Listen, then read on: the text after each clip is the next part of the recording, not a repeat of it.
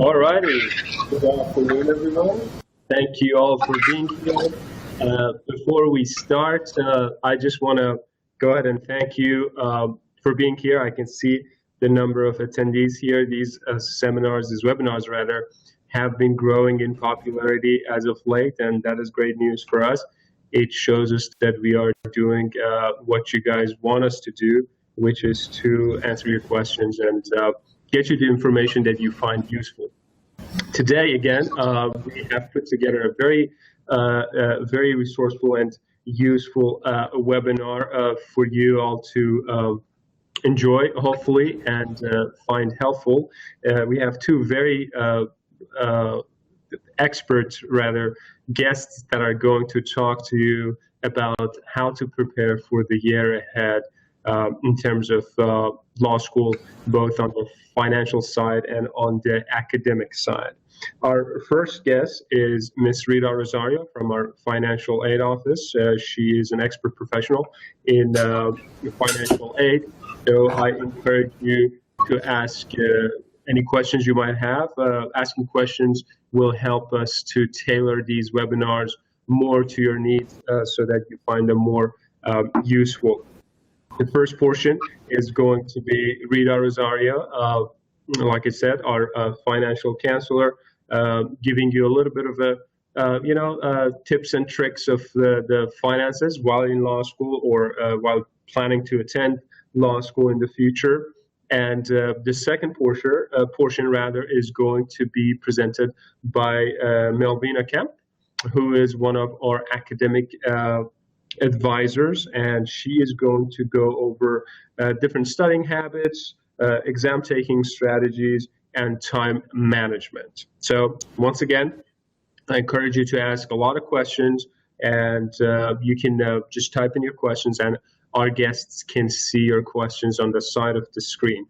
By the way, my name is Yunus Lari. I am an admissions counselor here at Florida Coastal. I'm also an attorney and an alumni of the school, and I will be your host. I will be back after the presentations and make sure that all your questions were answered. Now, without any further ado, I am going to turn this over to Mrs. Rita Rosario from the financial office. I'm just going to pull up the slides for her. And hi, Rita, it's all yours. Take it away. Hi, everybody. Good afternoon, and welcome to the webinar. We should have a little bit a good time this afternoon going through the questions and the slides that we have prepared for you today. As Yunus said, my name is Rita Rosario. I'm one of the financial aid counselors. We have three here at our Florida Coastal School of Law campus, our beautiful campus here in Florida. And what I'm going to do today, I'm going to give you just a little bit of, background on, and, a little bit of tips as well on how to begin your financial aid so that you can get all of your financial aid or, just any questions answered this afternoon. We have a little slide here called Money Matters, because what we like to encourage in our students is the budgeting process while you're in law school. There's 3 years. Your financial aid and your finances to be in order. As graduate students, the U.S. Department of Education will only allow you to participate in 2 loan programs, which is the Stafford Loan and the Federal Graduate Plus Loan. The Stafford Loan is guaranteed for you to get as long as you complete a FAFSA every year. The Grad Plus Loan is credit-based. So whatever the Stafford Loan doesn't cover, the Grad Plus Loan will cover for you, including your living expenses. If you need living expenses to be covered with your loans while you're in school. Okay, so this is why it's so important for us to talk about, the budgeting process, because you're not only going to need funds to pay your tuition and fees and for your living expenses while you're in school, but you also, need to start thinking about after you graduate from law school. So it's going to be a period of a few months where you're going to need your funds, for your living expenses so that you can pay your rent and, your utilities and your hotel where you're going to go take the bar. There are the same expenses, that you have during the semester, plus an additional, bar prep, the bar fees and what you call the hotel and everything that you need so that you can, take the bar. There are some expenses, in that area. So this, so you have to start thinking about that now, okay? And this is why, we encourage you when, that while you are in law school, that you live like a student and not what we say like a lawyer kind of thing. I know that doesn't sound, very nice, but, still you are a student and we want you to just save as much money as you can so that, when you finish your 3 years that you'll have funds available for you to live on afterwards as well. Okay, we encourage you to do a budget sheet if you need to. We also encourage you to come see us. We're not, budgeting experts or anything like that, but we have helped many students along the way that do ask for, our help them budget their money better. We understand that there are a lot of students that have never done this before, and it's okay. We'll help you along the way. So the first thing that you need to do to get started is go to fafsa.ad.gov and complete the current FAFSA that is available. Okay, once you complete the FAFSA, then we will go ahead and we'll email you the financial aid packet, and it's going to have in your first email everything that you need to complete your financial aid. So it's going to include the financial aid application, the student certification form. It's going to give you step-by-step instructions to complete the entrance counseling, the master promissory note for your Stafford loan, and the instructions to complete the Federal Graduate Plus loan if you need to apply for that. So if you have also entering into graduate school, if you have previous student loans that you incurred in undergraduate studies, we encourage you to get an in-school deferment form from your lender or your servicer, because the registrar's office can help fill those out for you and sign off on them after the first week of school. Okay, so that a lot of schools have the financial aid office fill those out, but at Florida Coastal, the registrar's office is the one that can help you with that. Okay, always check your pre-bill when you're in school through the student portal at least 2 months before the semester begins, just to make sure that you have all your financial aid in order. Sometimes you get very busy and you see an email come across and you think that you've looked at it, completed it, or whatever, and you really didn't. So then your financial aid will not, be complete when you need it to be. So we don't have a deadline for financial aid. Here at Florida Coastal, you can apply at any time, but it's good if you have all your ducks in a row, everything completed before each semester starts, okay? We also encourage you to ask a lot of questions, about your financial aid, whatever you need to know. Open and read all your emails, respond to them so that we know, or stop by the office. We'd love to see you. We have an open door policy, and we can see you at any time. This is our office is open from Monday through Friday, 8 to 5. We have 3 financial aid counselors, and you can stop by anytime, at your convenience. Okay. Basically, financial aid is a very, very simple process for graduate students. So, what happens is that, once you get your Stafford loan and your Grad PLUS loan completed, if you need it, then everything else we take care of for you. Okay, does anybody have any questions?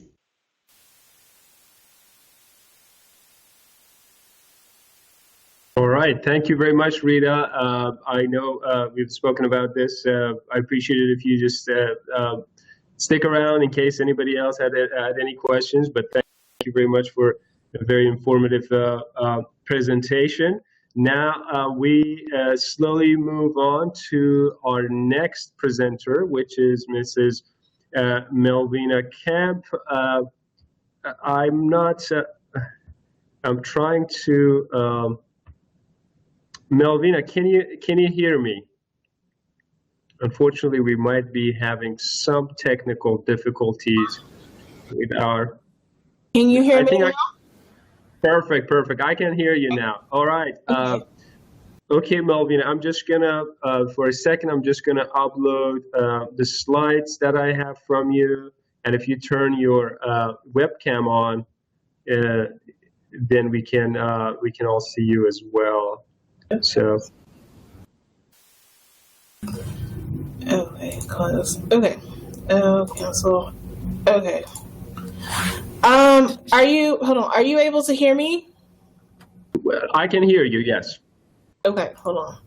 Okay, the webcam is not working. I don't know if I'm doing something wrong. So, is it okay? That's all right. Okay. Yeah, absolutely. We might just go ahead. We have your slide on. We can just go ahead, and if you just speak over the slide, that should do the job. Okay. Well, thank you so much. As Eunice mentioned, my name is Melvina Kemp, and I am an academic advisor here for Florida Coastal School of Law. All right, so the first thing I want to talk about today is time management. Time management is going to be very important for your law school career. You're going to have a lot of reading to do. In your writing classes, you're going to have assignment after assignment. So it's very important to have a schedule, to know what you're going to be doing and when you're going to be doing it. I hear a lot of incoming students say, oh, no, I don't really need a schedule. As long as I know what I need to get done, I'll get it done. But it doesn't quite work that way in law school, just because it's just, it is a lot of work. So you definitely want to make sure that you're prioritizing everything that you need to get done. So that's step number one. Make sure you set up a good study schedule once you have your classes finalized.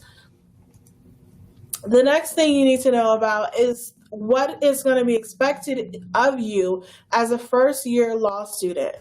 I can tell you right now from experience, you're going to spend about 2 to 3 hours preparing for class every hour that you're actually in class. At first, your reading and writing assignments are going to take longer to complete. So don't don't get upset, don't get frustrated if it takes you a while to read for your classes. But I promise you, over time, after you get used to reading cases, it's gonna go much faster. But that first few weeks, it's gonna feel like it takes forever to get through one reading assignment just for one class, and that's normal. All right, now there are some strategies that I like to employ as a student to kind of help me get through law school reading. One thing that I would do is I would get a supplement, just a brief supplement. And by the way, a supplement is a book or something that usually kind of help explains the law and in greater detail, gives a little bit more clarity to the substance. So I would get like a supplement like Barbary or Crunch Time, just to do like a preliminary read on the subject. And so that way I get an idea of what kind of rules I'm going to come into contact with before I start the actual reading. Then I would read the actual assignment. And yes, Gina, there are supplements available in the Florida Coastal Library. There are supplements behind the desk that you can check out for, I believe, 2 or 3 hours. And there's also supplements within the general circulation area that you can check out up to 3 weeks. So yes, there are supplements available in the library. And once I would, start the assigned reading, it's a good idea to have a law dictionary with you to help, look up terms. I remember in property, one of the terms that they would use would be replevin. And I was reading this case, I'm like, what the heck is a replevin? Well, I went to Black's Law Dictionary on Westlaw.com and whoa, okay, now I know what that is. This makes sense. So definitely, if you don't have one in print, when you get into law school, you'll get access to legal databases called Westlaw and LexisNexis. And I know Westlaw for sure does have an electronic version of Black's Law Dictionary. So it's always good to have those because some of the older cases will use the terms like that and they won't really explain what those terms are. So it's good to know where to look those terms up just in case if you're not sure what they are. The next thing, and the thing that everyone kind of hates about reading, is briefing the cases. A lot of first-year students don't want to do that, but I can tell you from experience that briefing your cases is necessary. And we'll get to that. Let me go back a little bit. So briefing your cases is necessary. It's a pain in the butt, but it is very necessary. In terms of the class structure for law school, you'll notice that it's going to be a lot different than your undergrad structure. Most professors employ what we call the Socratic method, which works on them asking you questions about what you've read. And it's kind of an open-ended discussion. So a lot of students are intimidated by that type of, method, about having to speak in front of people and to be called on.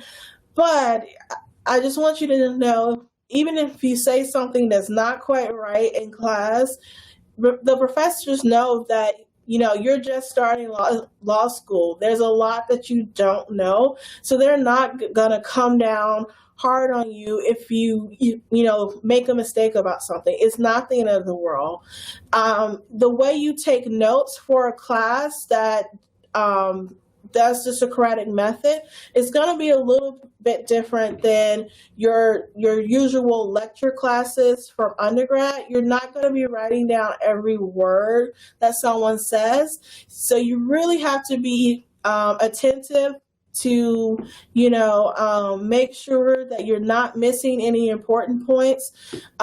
Most of my first year instructors, you could kind of, they would kind of build up on the things, and then they would kind of like, I guess you said, that they would kind of repeat things to give you a clue. Hey, this is really important. Make sure you write this down.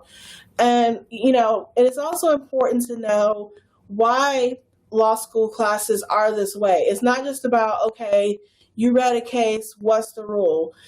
The goal of it is to kind of also teach you how to think like a lawyer, to walk you through the reasoning of the case, to walk you through, how did this court reach the decision? Not just what is the rule here, but how did they get to, their ultimate decision on the problem that was presented for them.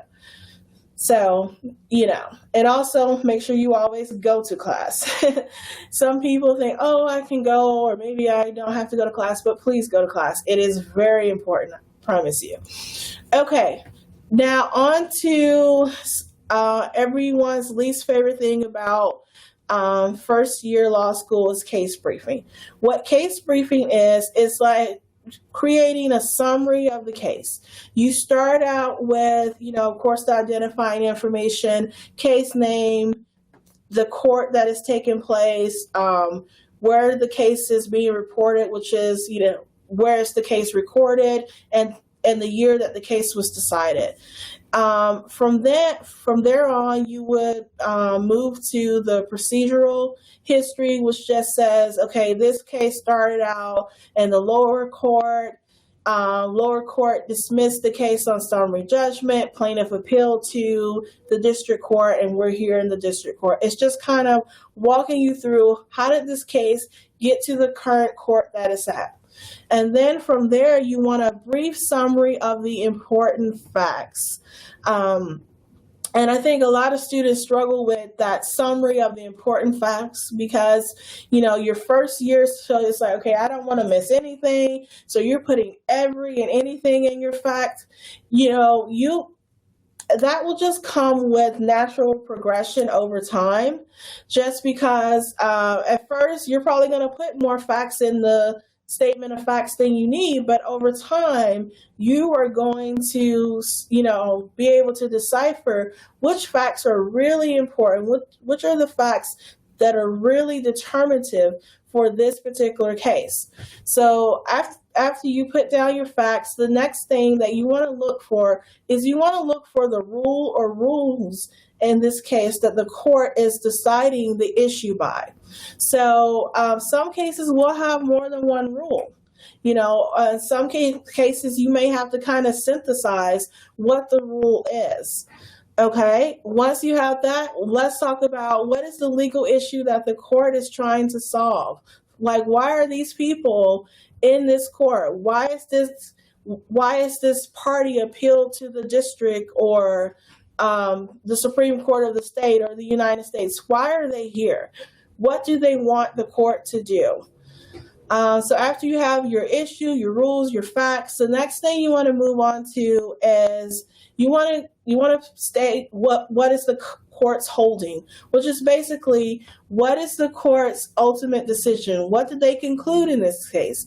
Once you've stated the holding of the case, then you want to state what is the reasoning? How did we get to this? How did the court decide that the lower court made an error? What facts were determinative? How did they make that decision? That's going to be your analysis or your reasoning part of your case brief. Now, you do want to do a case brief for every case that you read. And I know that is time consuming. I went through first year, so I know that it's time consuming.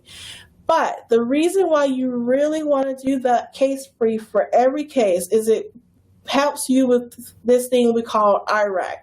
When you write your essays for your final exams in your classes, basically what the essay is going to look like, you're going to get a little fact pattern of things, Billy Bob and Sue and all these other characters, they're doing stuff. And so your call, your question is going to be, what are the causes of action Billy Bob has against Sue, and what defenses can Sue raise? That's literally been the call of the question of a lot of essays that I've answered in law school. And so you have to point out what are the issues going on in that fact pattern. So that's the I in IRAC is issue. You have to point out the issues to the professor. The issue is whether Sue committed a battery on Billy Bob when she threw the tennis ball at his head. Okay, so that would be an issue statement for battery. Then you have to tell your professor what is the rule. By case briefing and getting practice and extracting the rule from each of your cases that you read, you're going to be able to recall what the rule is. A battery is. You're going to be able to recall it and state it. Next, you're going to go through an analysis on your essay, on your essay for the final exam. So by doing the case reasoning in your case briefs, it's going to prepare you. You're going to be able to analyze the facts within your little fact pattern and come up and reason why Sue did or did not commit a battery against Billy Bob. And finally, the conclusion. You're gonna make a conclusion. It is most likely that Sue did commit, or Sue did not commit a battery on Billy Bob. So even though it is time consuming, it is worth the benefits of being able to IRAC successfully on your essay exams at the end of the term. So it is very important and necessary. So please do brief each case for your classes. All right, so the next thing that I always tell, whether it's a first year, second year, or a third year law student, is that you need to incorporate practice questions in your in your weekly routine. Now, the questions, even the multiple choice questions in law school, will not look like anything that you've seen in undergrad. Usually in undergrad, you get like a multiple choice question. It'll be like, what were the main causes of the American Civil War? And then you have A, debate over slavery, B, something, something, C, something, something, D, all of the above. And you would, simply pick a choice. I wish the multiple choice questions in law school were that easy. No, they give you a little fact pattern again, and you got to pull out, okay, what is the issue in this fact pattern? You got to look at the answer choices and see, okay, what answer choice best sums up the correct rule of law and is applicable to the facts raised in the fact pattern. So the multiple choice is a little bit more difficult. You have to issue spot, you have to, know the rules, and you have to, essentially do an analysis of the rules. So I always tell students,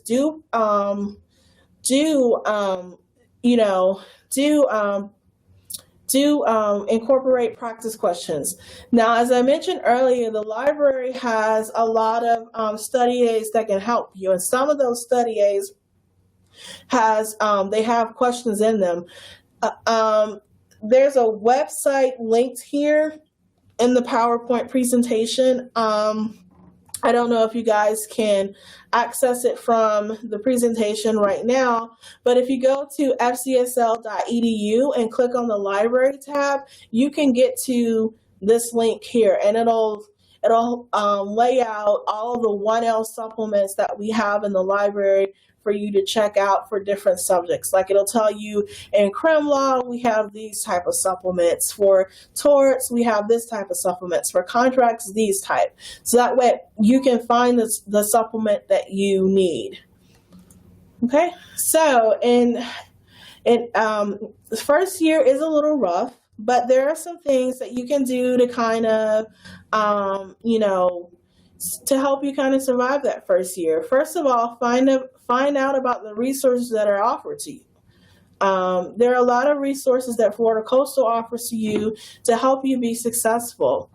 Do read your emails. I know a lot of students have gotten in the habit of just passing over emails, but please do read over emails. A lot of information is communicated via email, and sometimes there are announcements sent out about workshops that are helpful. So don't miss these resources that are out there for you.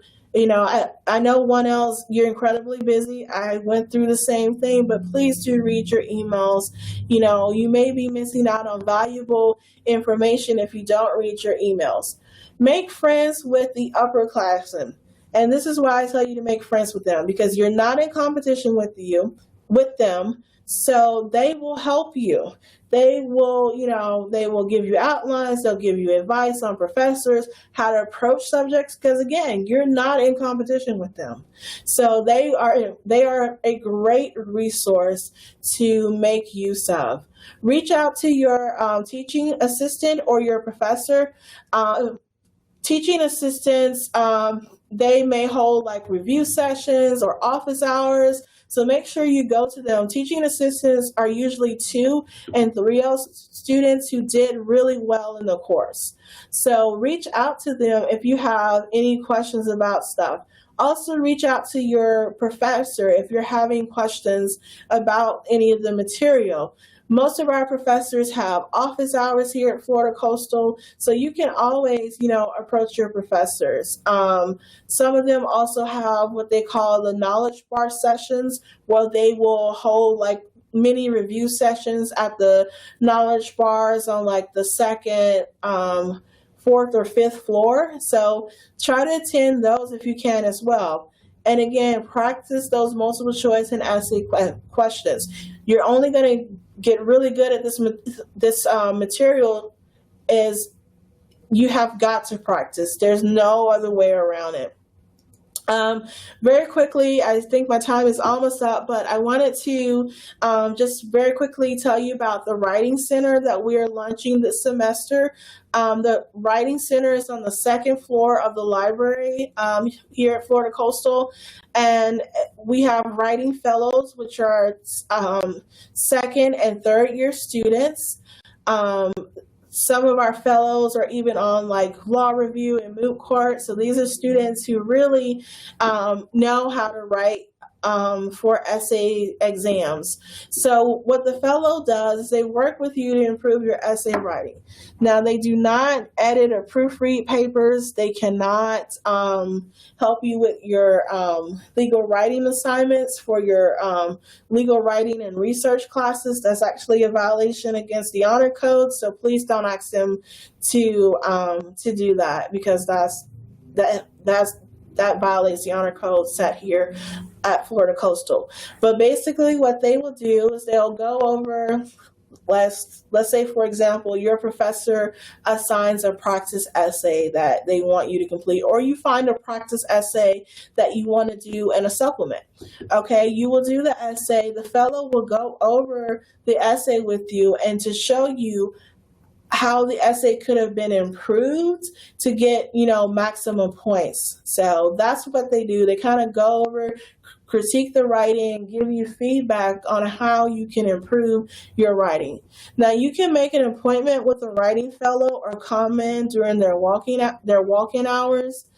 Here are the hours that they're open generally for the fall. Now, this may change, especially during the week of midterms, and I don't believe they are open during finals. So I believe the Writing Center shuts down right before finals because, again, they are students. So they do have to take their own final exams as well. So, but generally, these are the hours that there is someone available in the Writing Center. And I encourage you to make use of the Writing Center, just because almost all of your final exams first year will have at least one maybe 2 essays on it. So you want to make sure that you have that IRAC down so that you can get the most points possible on your final exam. That is it for me. Are there any questions at this time?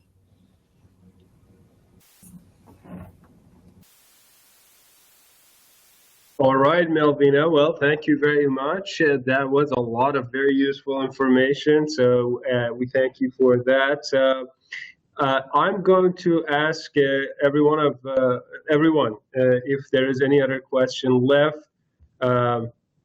We did receive a couple questions, but if there isn't, I'm just going to thank again all of you for attending. Like I said, it's very encouraging to see that a lot of you are finding these webinars useful. So thanks again for being here. And I also wanted to thank our 2 very knowledgeable guests, our expert professionals, both Ms. Rita Rosario and Ms. Melvina Kemp. Thank you very much for being here. And we look forward to seeing you guys again in our next webinar. We have a question. I think we have a question here. Oh, okay. Oh, perfect. What are the admission requirements from someone coming in from Canada? I guess that's a question for me. The admission requirements, I would recommend a good place to start, Raul, would be to go to lsac.org or the equivalent of in Canada and start making your account there. If you want, we can speak a little more specifics. My direct office phone number is 904-256-1264. Feel free to give me a call, and I can give you more specific information on that one. It looks like we have a couple questions coming. Gina is asking, will you have another webinar again more toward admissions? Absolutely. In 2 weeks, on a Wednesday again, around the same time, we will have a webinar titled Law School Application 5 Do's and Don'ts. So we will send you an invitation, Gina. Make sure to attend that one. That will be specifically for law school applications and more focused on what to do and what not to do about that. And you can ask many questions. I will try to get our Dean of Admission for that, Mr. Tony Cardenas. I'm hoping to get him. He's a very busy man. He has an ocean of knowledge when it comes to admission. So keep an eye out for that one in 2 weeks. Timothy is asking, will there be an email sent out with a link to this meeting? I did not log in on time and missed a part of it. Unfortunately, Timothy, actually, the plan is to log these webinars in our YouTube channel. I will inquire further as to how you can access that YouTube channel. If I'm not mistaken, in the original invitation that was sent out to everyone, you guys might still have access to that link. If not, I make sure to send you all the link if we are actually logging this video so you can watch this in its entirety. Any other question? Good questions, all of them.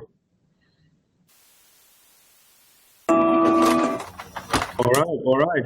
Well, looks like that was it. That was the end of the questions. So as I was saying, keep an eye out for these webinars. They do come out every 2 weeks. We send out invitations. And like I said, we definitely do appreciate you attending it very much. Best of luck to you guys. And we look forward to see you again on the next webinar. Thank you very much and goodbye.